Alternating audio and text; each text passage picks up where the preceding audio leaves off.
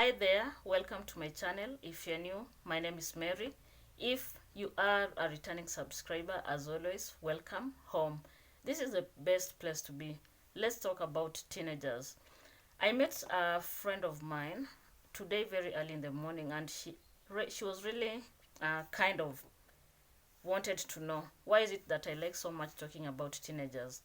So if you're passionate about teenagers, and especially if you are, and if you interact with them in the right way, you're going to realize that handling teenagers is very, very easy.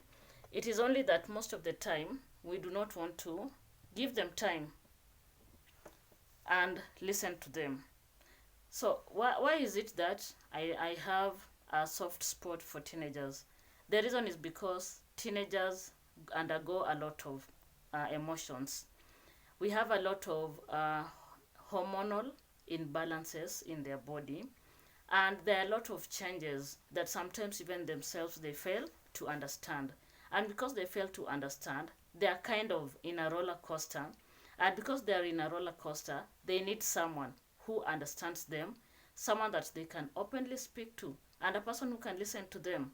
And that is where now the problem comes in. Because most of us, we are very busy. We don't want to listen to them.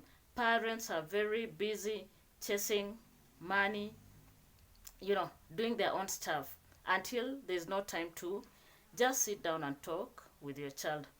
I'll just ask a very genuine question, especially to parents that have teenagers. How many times do you sit down and have a chat with your child? Do you even care sometimes to understand what they're going through? Do you care to understand their emotions, their feelings? Or provided you're giving them school fees, you're giving them shopping, that is enough? And the truth is that is not enough.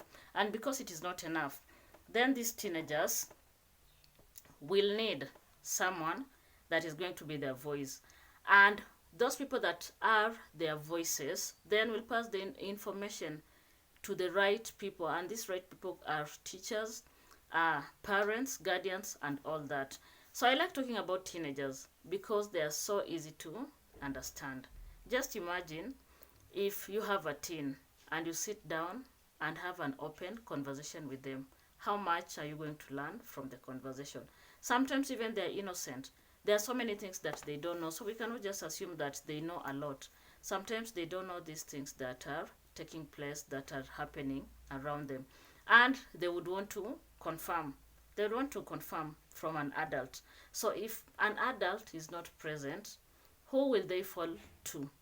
And the person that they will be first to run to seek for a particular information are their peers. And that is not okay. Remember, their peers are going to mostly misinform them. They're going to give them the wrong information. They're going to even sometimes ask them to try out and see the outcome, like maybe indulge in sex or take some drugs, like bang, take alcohol so that they know how it feels. So you can imagine if they do not have that person who can speak on their behalf, what is going to happen?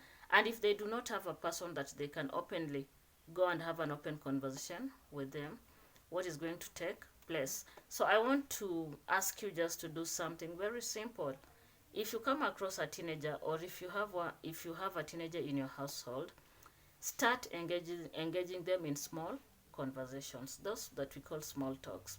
Ask them how do they feel, ask about their plans for the holiday, ask them what they intend to do in the future, ask them about their friends, but do not be very fast to judge them, because most of the adults are judgmental. And I understand that everyone wants the best for their children, but don't be judgmental.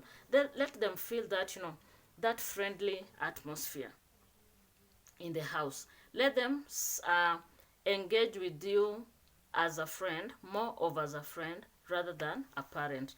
And you're going to see it is going to work. You just gradually create these kind of conversations, and you'll realize that they're just easy to handle. And as I have said in my previous videos, you will be the first person to learn more about them, and especially when they get to relationships. Watakuja wakuambie. But if you are too tough, if you are very judgmental, if you do not have time to listen to them, then how do you expect them to open up to you? They won't. That is just obvious. They are not going to open up to you. So I promise that you're going to give this a try. I'd love to hear your comment. What do you think?